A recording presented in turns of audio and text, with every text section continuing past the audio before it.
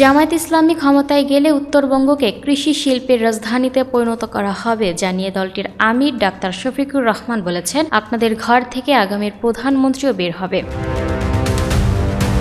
বুধবার ৪ ফেব্রুয়ারি কুড়িগ্রামে নির্বাচনী জনসভায় যোগ দিয়ে এসব কথা বলেন তিনি। জামায়াত আমির বলেন, এই উত্তরবঙ্গকে আমরা কৃষি শিল্পের রাজধানীতে পরিণত করব।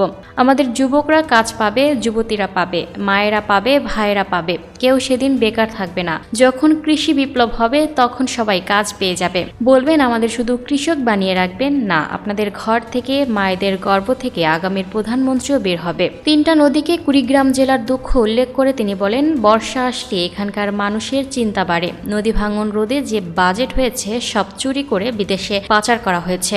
আল্লাহ যদি সুযোগ দেন তাহলে ওদের পেটের ভেতর হাত ঢুকিয়ে সব বের করে আনা হবে। কুড়িগ্রামকে সবচেয়ে বঞ্চিত জেলা উল্লেখ করে তিনি বলেন, ক্ষমতায় গেলে দেশের সবচেয়ে বঞ্চিত জেলা কুড়িগ্রাম থেকেই উন্নয়ন শুরু করবে জামায়াত। জামায়াত আমির বলেন, এই বাংলাদেশে আর কোনো জমিদারকে মেনে নেওয়া হবে না। এই বাংলাদেশ হবে জনগণের বাংলাদেশ। নারীদের নিরাপত্তা নিয়ে তিনি বলেন, শতভাগ নিরাপত্তা নিশ্চিত করা হবে নারীদের। যে দেশে মায়ের নিরাপত্তা নেই সেই দেশ আমার হতে পারে না। আমরা এখানে জাত ধর্ম দেখব না। নারীদের সম্মান করা আমাদের সবচেয়ে বড় দায়িত্ব, এটা আমরা পালন করব। নিজের এক্স অ্যাকাউন্টের পোস্ট নিয়ে ডাক্তার শফিকুর রহমান বলেন, 4 দিন আগে আমার এক্স আইডি হ্যাক করে যা তাই চালিয়ে দিয়েছে একটা দল, যা না তাই শুরু করেছে। লজ্জা, ওই দলের বড় বড় নেতারাও শুরু করেছে। এরই মধ্যে মেইন কালপ্রিট ধরা পড়েছে। Lucky Akter, People Voice Television, Dhaka.